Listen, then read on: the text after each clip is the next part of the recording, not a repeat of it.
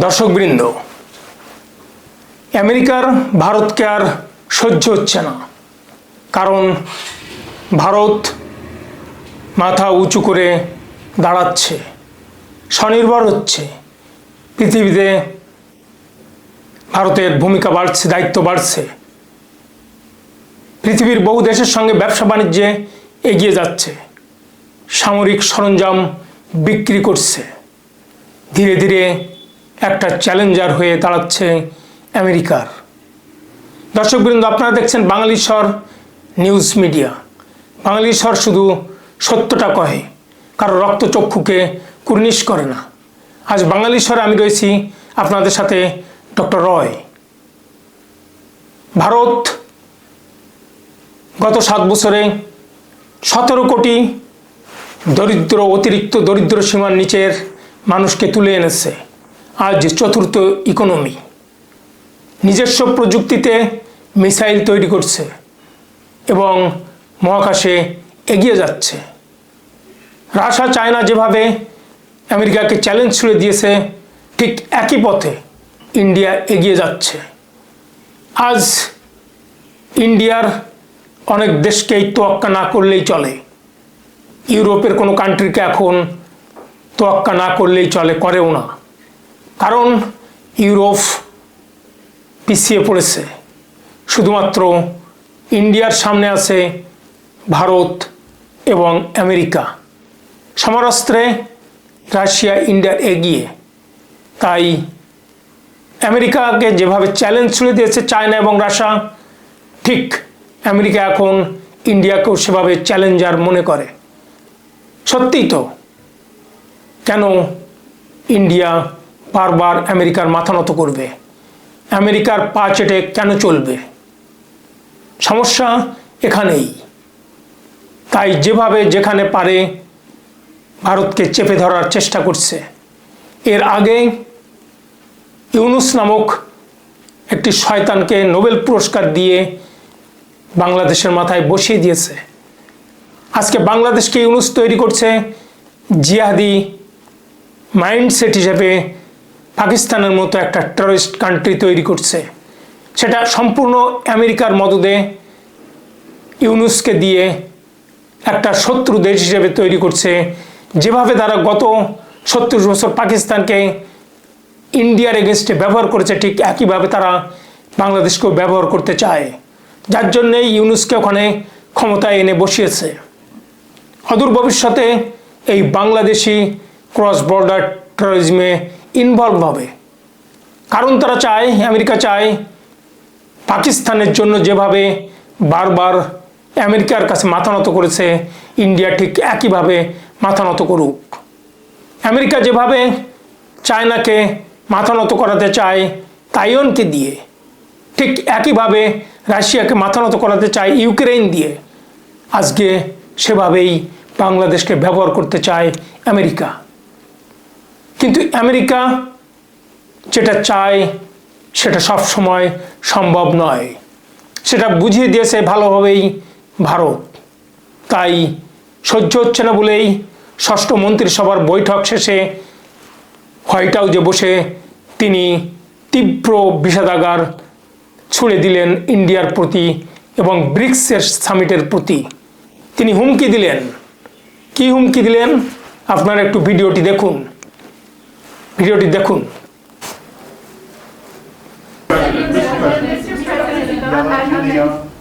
On the tariff issue, so you've talked about India coming, but then a couple days ago you issued a new tariff threat to members of the BRICS countries for if they aligned with anti-American policies. 10% charge. That would be India, Brazil, That's Russia, right, they have to pay 10% if they're in BRICS. Because Right. BRICS was set up to hurt us. BRICS was set up to degenerate our dollar and take our dollar as the standard, take it off as the standard. And that's okay if they want to play that game, but I can play that game too. So anybody that's in BRICS is getting a 10% charge. Is that immediate, sir, or Yeah, is that pretty soon. if they engage in some behavior?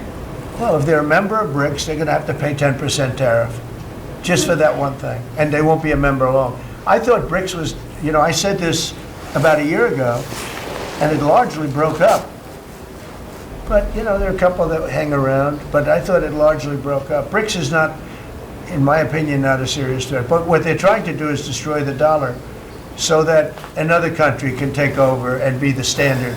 And we're not going to lose the standard at any time. If you have a smart president, you will never lose the standard. If you have a stupid president, like the last one, you would lose the standard. You wouldn't have the dollar as you. And if we lost the world standard dollar, that would be like losing a war, a major world war. We would not be the same country any longer. We're not going to let that happen. The dollar, you ever hear the expression, dollar is king? The dollar is king. We're going to keep it that way, okay? And I'm just saying, if people want to challenge it, they can, but they're going to have to pay a big price. And I don't think any of them are willing to pay that price. দর্শকবৃন্দ, আপনারা ভিডিওটি দেখলেন। তিনি বলেছেন ব্রিক্সের যে কোনো member তাদেরকে tax দিতে হবে, এক্সট্রা ট্যারিফ 10% ধার্য করা হলো তাদের জন্য। অর্থাৎ যারাই মেম্বার ইনক্লুডিং ইন্ডিয়াকেও দিতে হবে। এর আগে ডোনাল্ড ট্রাম্প তামা এবং তামা জাতীয় পদার্থ এবং ওষুধের উপরে 50% এবং 200% কর ধার্য করেছে ইন্ডিয়ার জন্য। কিন্তু কেন, কি অন্যায় করেছে ভারতের অন্যায় ব্রিক্সের সামিটে তারা গিয়েছে। গত 6 থেকে 7 জুলাই ব্রাজিলে ব্রিক্স সামিট হলো এবং সেই ব্রিক্স সামিটের পরে ডোনাল্ড ট্রাম্প এই মন্তব্য করল। তিনি খোঁচে লাল হয়ে গিয়েছেন। ব্রিক্সের ভিতরে আছে 10টি দেশ পূর্ণ মেম্বার, আগের 5টি সেটা হলো চায়না, রাশিয়া, ইন্ডিয়া, ব্রাজিল এবং সাউথ আফ্রিকা। আর যে 5টি দেশ যোগ দিয়েছে সেটা হলো ইথিওপিয়া, মিশর, ইরান, সংযুক্ত আরব আমিরাত এবং ইন্দোনেশিয়া। এবং এই যারা 10টি মেম্বার, এদের প্রত্যেকেই এক্সট্রা 10% ট্যারিফ ধার্য করা হয়েছে। তাদের অপরাধ হলো তিনি মনে করেন ব্রিক্সের জন্ম হয়েছিল আমেরিকাকে আঘাত করতে, আর সেই আঘাতটা হলো তাদের ডলারকে সরিয়ে দেওয়া পৃথিবীর মানচিত্র থেকে সরিয়ে দেওয়ার অর্থ হলো এই যে ডলারের জায়গা অন্য কোনো কারেন্সি নেবে, হয় রুবল, না হয় চায়নার কারেন্সি অথবা রুপি কারেন্সি, ইন্ডিয়ার কারেন্সি। কিন্তু ডোনাল্ড ট্রাম্প সেটা হতে দিবেন না। তিনি সম্পূর্ণ মনে করেন যে ব্রিক্সের জন্ম ডলারাইজেশন, অর্থাৎ ডলারের মানদণ্ডকে সরিয়ে দিয়ে অন্য কোনো ডলার পার্টিকুলারলি অন্য কোনো কারেন্সি, পার্টিকুলারলি চায়নার কারেন্সি সেই জায়গা দখল করুক। কিন্তু সেটা তিনি হতে দিবেন না। তিনি বলেছেন আমি সেটা যুদ্ধ মনে করি এবং ডলার হলো কিং, রাজা, এবং সেই রাজাকে আমরা রাজা হিসেবেই রাখতে চাই। যদি কেউ সেই খেলা খেলতে চায় আমরাও খেলতে প্রস্তুত, এবং এটা বিশ্বযুদ্ধের মতো, এবং সেই বিশ্বযুদ্ধে আমরা জয়লাভ করব। তিনি আরও বলেছেন ব্রিক্স সেই ক্ষমতা, ব্যাপক ক্ষমতা হ্রাস পেয়েছে। শুধুমাত্র 2-1টা কান্ট্রি সেখানে আছে যারা আমেরিকার এগেনস্টে লড়তে চায়, বাকি সবাই তারা কেউই এই লড়াইয়ে জিততে পারবে না, জিততে চায়ও না। তিনি ইঙ্গিত করেছেন রাশিয়া এবং চায়নার দিকে, কারণ তিনি বলতে চেয়েছেন রাশিয়া এবং চায়নাই শুধু এই ডিডলারাইজেশন কিংবা ডলারকে সরিয়ে তাদের কারেন্সি এই মানদণ্ডে আনতে চায়। তিনি বোঝাতে চেয়েছেন যে তার সে খেলায় এবং এই যুদ্ধে কেউ রাজি হবে না, কারণ তারা জানে এই যুদ্ধে তারা জয়ী হবে না। অর্থাৎ তিনি ব্রিক্সের এই আইডিওলজিকে খাটো করে দেখছেন, ব্রিক্সের ক্ষমতাকে খাটো করে দেখছেন, কারণ তিনি ভীত হয়ে পড়ছেন। এটা তার উদ্বেগের বিষয়, হতাশার বক্তব্য। কারণ ধীরে ধীরে ব্রিক্সের মেম্বার বাড়ছে। 2025-এ 10 জন, আরও কিছু অবজারভার কান্ট্রি রয়েছে, তারা ভবিষ্যতে যোগদান করবে। মধ্য এশিয়ার বেলারুশ কিংবা কাজাখস্তান, আরও কয়েকটি দেশ এখানে যোগদান করবে। এটাই তাদের ভয়। তাদের ডোনাল্ড ট্রাম্পদের G7 মেম্বার আছে, ঠিক তারই কাউন্টার হিসেবে এটাকে দেখতে চাচ্ছে ডোনাল্ড ট্রাম্প, এবং সেখানেই বারবার ভয় পেয়ে যাচ্ছেন। কিন্তু সমস্যা হলো ইন্ডিয়ার জন্য একটা বাধা তৈরি হলো। তিনি 200% কর ধার্য করেছেন ভারতের ওষুধের জন্য, যেটা ভারত রপ্তানি করে আমেরিকাতে। গত বছর ভারত যে ওষুধ রপ্তানি করেছিল তার মূল্য ছিল $8.1 বিলিয়ন। দর্শকবৃন্দ ভাবুন, এবছর সেটা দাঁড়িয়েছে $9.8 বিলিয়ন। ফলে 200% যদি কর ধার্য করা হয়, ব্যাপকভাবে ইন্ডিয়া ক্ষতির সম্মুখীন হবে। অন্যদিকে তামা কিংবা তামা জাতীয় পদার্থর রপ্তানি ছিল প্রায় $360 মিলিয়ন মতো, যেটা আমেরিকার বাজারে 17%। তৃতীয় দেশ ভারত, যেটা তামা রপ্তানি করে। অন্যদিকে 18% রপ্তানি করে চায়না, সৌদি আরব রপ্তানি করে 27%। ফলে এই 50% তামার উপর কর ধার্য করা মানে তামা জাতীয় পদার্থের ব্যবসা কিছুটা হলেও আঘাতপ্রাপ্ত হবে। কিন্তু এই যে সামিট হলো, এই সামিটের ফলে ব্রাজিলিয়ান প্রেসিডেন্ট কি মন্তব্য করেছেন একটু শুনুন ভিডিওটা। Und wenn er glaubt, er könne Zölle erheben, dann haben andere Länder das Recht, das Gleiche zu tun. Es gibt ein Prinzip der Gegenseitigkeit. Zumindest glaube ich das. Ich finde es sehr falsch und höchst verantwortungslos, dass ein Präsident andere in den sozialen Medien bedroht. Ehrlich gesagt, gibt es für den US-Präsidenten andere geeignete Möglichkeiten, mit anderen Ländern zu kommunizieren. Ich werde diese Angelegenheit Trump und Bolsonaro nicht kommentieren. Ich habe Wichtigeres zu tun. Dieses Land hat Gesetze, ভিডিওটি শুনলেন। এখানে যদিও তিনি তার নিজস্ব ভাষায় বলেছেন, যেটা বলতে চেয়েছেন সেটা হলো পৃথিবী বদলে গেছে। আজকে কোনো এম্পায়ার আমরা চাই না, এম্পেরর চাই না। কোনো সম্রাটের অধীনে পৃথিবী চলতে পারে না। কোনো একাধিনায়কের আধিপত্যে পৃথিবী আর চলতে চায় না। মাল্টি কালচারাল, মাল্টি ফ্যাসিলিটিজের এই গ্লোবাল ইকোনমিক ট্রেডের যুগে, গ্লোবালাইজেশনের যুগে একজন সম্রাটের দরকার নেই। আর তিনি যা বলতে চাইছেন তার সম্পর্কে তিনি মন্তব্য করতে চান না, কারণ এটা অপ্রয়োজনীয়।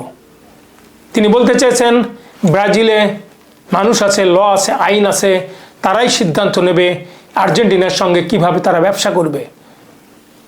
আর্জেন্টিনার সঙ্গে ডলারে ব্যবসা করবে না, তাদের দুই দেশের কারেন্সিতে ব্যবসা করবে, সেটার সিদ্ধান্ত শুধু তারাই নেবে।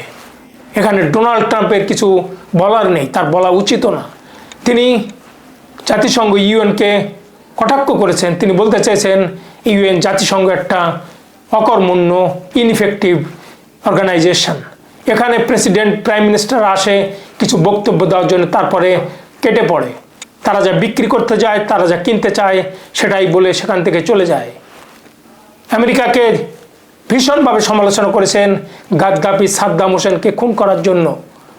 ফলে তীব্র প্রতিদ্বন্দ্বী Lula da Silva Brazilian president.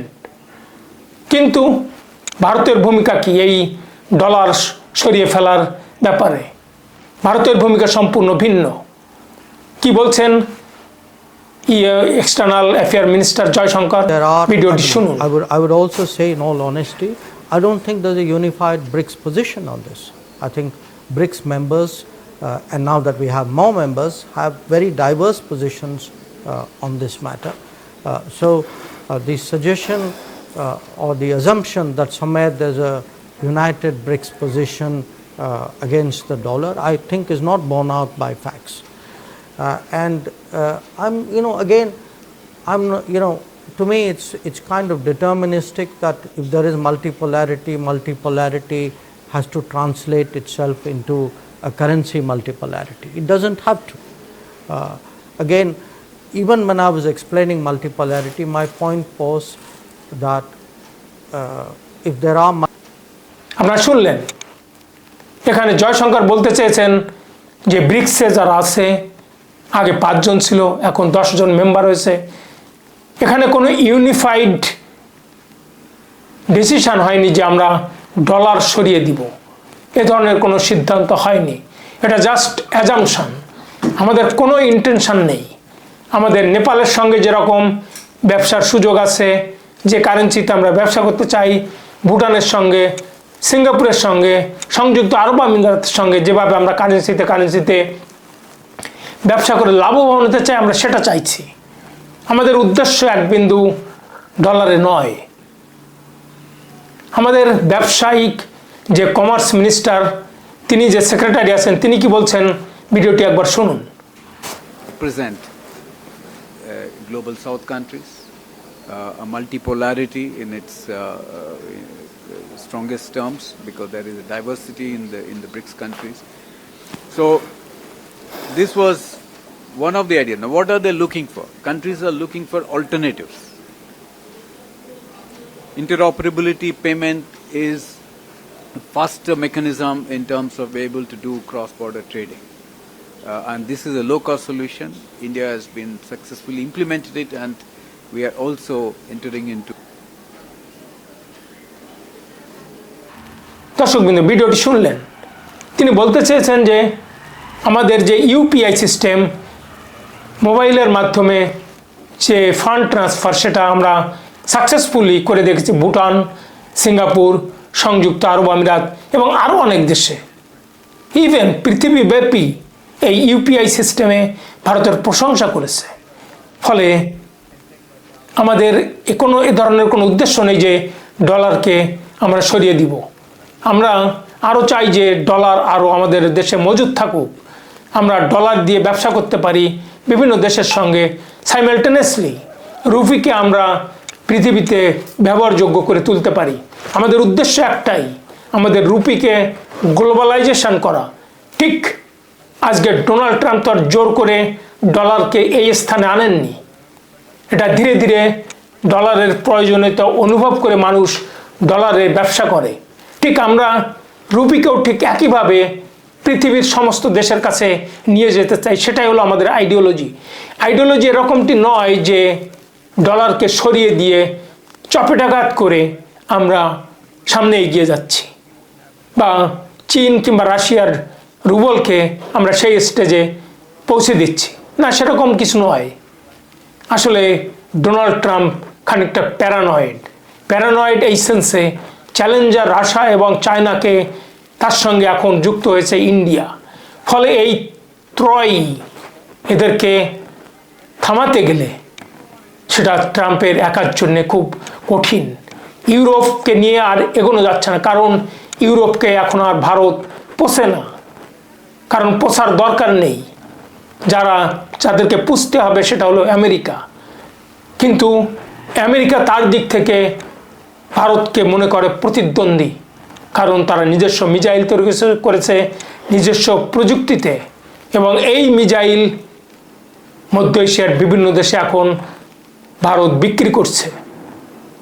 Satellite বিভিন্ন দেশ থেকে এনে মহাকাশ বিজ্ঞানে তাদেরকে এগিয়ে দিচ্ছে ইন্ডিয়া। একসময় ব্রিটেনের চাপে মহাকাশ বিজ্ঞানে মনমোহন সিং সরকার পিছু হটেছিল, কিন্তু মোদি সরকার পিছু হটছে না। এটাই সব থেকে ট্রাম্পের জন্য বড় গোস্বা। সেজন্যই তিনি এ ধরনের হুমকি ধামকি দেওয়া শুরু করেছেন। দর্শকবৃন্দ, আজ এ পর্যন্তই। ভিডিওটি ভালো লাগলে বাঙালি রিসার্চ চ্যানেলটি সাবস্ক্রাইব করে পাশে থাকা বেল আইকনটি প্রেস করুন, আর কমেন্ট বক্সে কমেন্ট লিখুন একটা লাইক দিয়ে। দেখতে থাকুন, শুনতে থাকুন বাঙালির স্বর, আপনার স্বর। ধন্যবাদ।